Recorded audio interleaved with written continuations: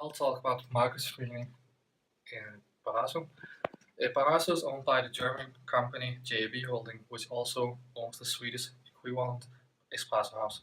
Since Baresso was sold, the company got a capital injection from JAB Holding, which rescued them from a loss of 4.5 million in 2015. The founder is Kenneth Luciani, has an Italian father and Danish mother, worked for 20 years in Italy, Southeast Asia, and Hong Kong. The CEO is Nicolas Krabbe-Bjerg, Chairman Carl Thomas Eckert, Board John Erik Nylund, and Kenneth Luciani again, and they have more than 500 employees. International competition is that worldwide people drink over 5 billion cups of coffee every year.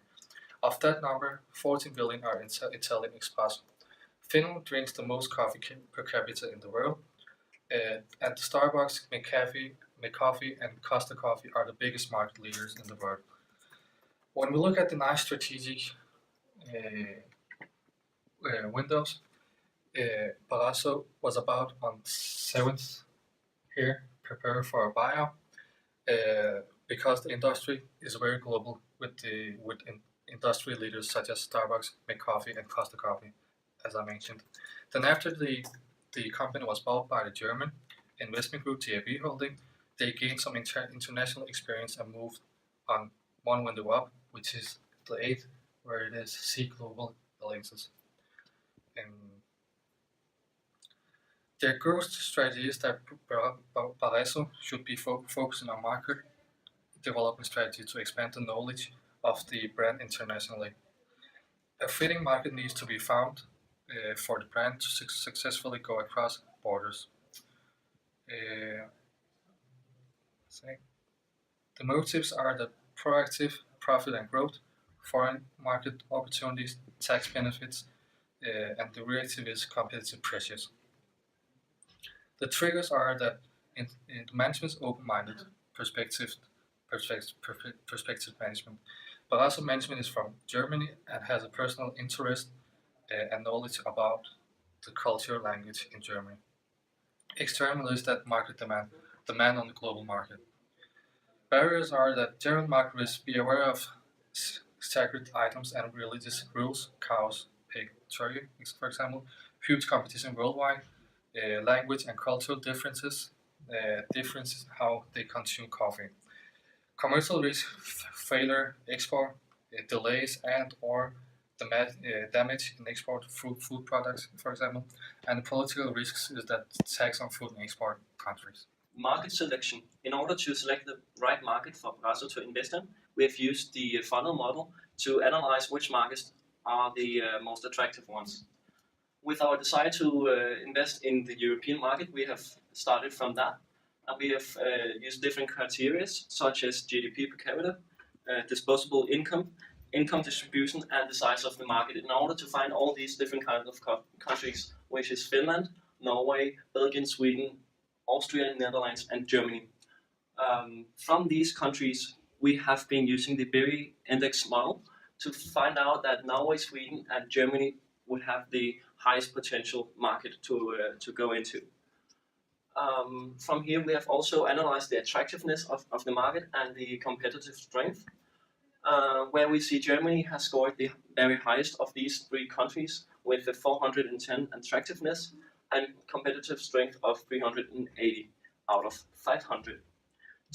To be specific, we have chosen the Berlin as our target market, and people within the age of 15 to 35, men and women, and also students and salespeople.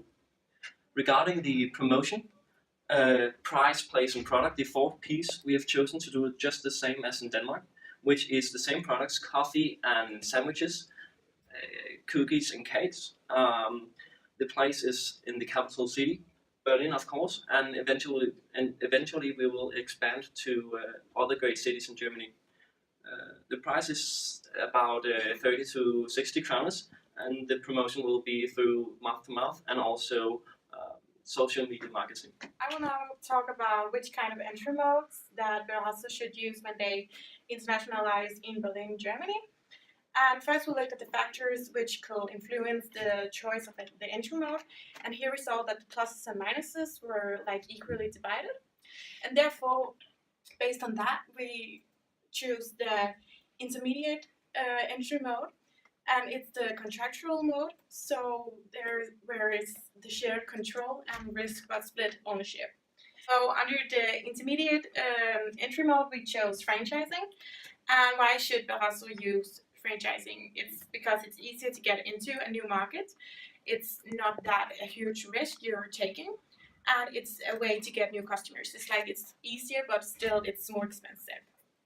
But we chose franchising, and here you can see like Baresso in the home country. They're doing the research and development, and also the marketing. And then the franchisee, like the business owner in Germany, Berlin, are doing the production of the coffee and afterwards the sales and service. And the chosen kind of franchising we chose was the business format franchises. And it's because it's the most common type, and Baresso can expand by supplying independent franchisee with established business.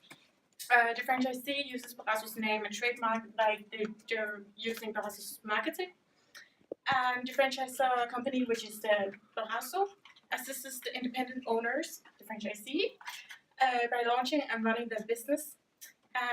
Franchisee pays fees and royalty to Baresso to get their marketing, like their trademark and everything. Okay, and then we have to look into the investment and financing. First, we have to figure out how much it would cost to open this Baresso in Germany, and then we have to look into the different things, all from the equipment inside the restaurant, the painting of the restaurant, the chairs and so on, and this will all add up to 475,000 kroners approximately. The franchisor will pay for the salary for the employees and not employees, and would pay the rent of the place.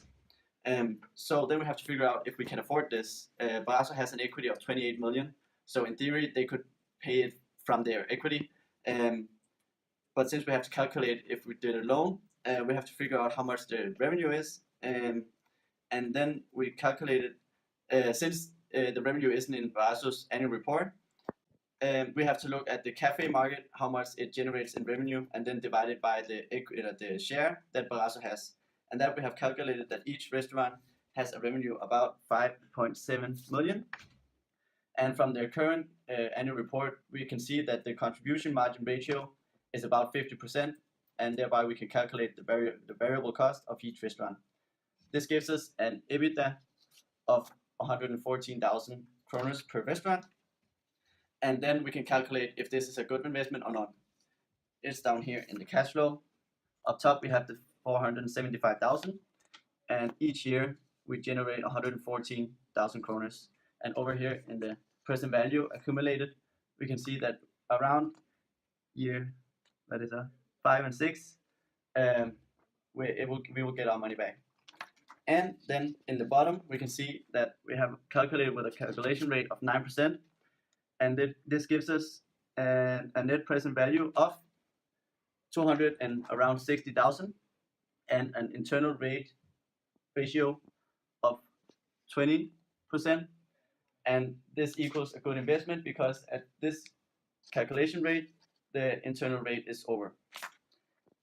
And then we have to look at how we're going to loan this money. We have 3 different ways of loaning the money. If we start with a serial loan, we can see up here we have a 2% fee, we have interest of 5%, and the current calculation ratio is 9%. Then we start off by borrowing the money, and we have to borrow 475,000 to get the actual amount we need because of the fee. And then we pay the same principal amount all the way down to the end, and at year 10 it's going to be a 0, and that gives us a ratio of 5.45. If we look at the standing loan, we borrow the exact same amount of money, and we only cover the interest all the way down to year 10, where we pay the rest, we pay all the amount we borrowed, and that gives us a ratio of 5.26, which is lower than the other one. And then we have an annuity, where we borrow the same amount of money, we pay the same amount of money, and thereby we pay less interest every year, and that gives us a ratio of 5.42. What does this mean? Well, if we just look at these numbers, it looks like the standing loan is cheaper because it only has a ratio of 5.26. But since it's so risky, we have chosen to do a annuity loan. Even though the percentage is higher, it has less risk and thereby it's more doable. We decided to open a cafe bar in Berlin, Germany, and therefore we looked into the culture as it is an important part of our analysis. And yeah, we have these different dimensions. The first one states like what is the most important rules or relationships, and therefore we made a scale from 1 to 10, where 10 stands for particularism and 1 universalism. And we found out that both cultures are kind of the same, like the focus is more on rules than relationships. A deal is a deal, and it's more like that they have rational and professional arguments, and it's more like the get to down business culture. And there we state like Germany has the 2 and Denmark 3. The next dimension is that individualism and collectivism. So do we function in teams or as individuals? And here we make the scale again, where Germany got 1 and Denmark 4. So it's a more frequently use of the I form, and the people ideally achieve alone and assume personal responsibility. So it is more like in both cultures they function as individuals. So the next dimension is neutral versus emotional. Do we display our emotions or do we hide them? And there we came to the conclusion that we are more likely to hide our emotions. So you can see the scale again. Germany is 2 and Denmark is 4 because Germans are more likely to hide them than the Danes. So it's like they have in general a great effort to control emotions, and it is more that the reason influences their actions more than the feelings. Our next dimension is specific versus diffuse. How far do we get involved with business partners? And there we came to the conclusion that good relationships are important, but we can also do business without. There, both countries are having the same culture again. Yeah, here it's also like people, they try to keep their personal lives separate. Especially in Germany, they have a great work-life balance. Yeah, and the relationships don't have much of an impact of their businesses. So then, achievement versus description. There we have the scale again, and we chose to put Germany and Denmark on the same spot. And it's more like, do we have to prove ourselves to receive status, or is the status given to us? And we found out that it's more like that you have to prove yourself to receive status. It's not like, let's say, for example, China, where you can just, like, they would be really high on the description scale, for example, because there it matters like your last name, for example. But in Germany and in Denmark, you really have to do something to receive a higher status. So it depends on your experiences, your skills, and yeah, what you achieve counts. Then the last dimension is sequential versus synchronic. And so the question is, do we do things once at a time or several things at once? So there we have Germany here, really close to sequential, and Denmark has 6. And that's because, yeah, in Germany they put a high value on punctuality, and everything is planned and you have to stick to the plan, so they have a great time management, and you have to stay to the schedule, and yeah, time is money. But in Denmark, all these things are of course important as well, but you can be more flexible in how you approach work, and they would allow people to be flexible on tasks, giving them the responsibility in projects, or yeah. But if, of course, as mentioned before, if you highlight that punctuality is important, and if you highlight the deadlines, of course they have to stick to them as well.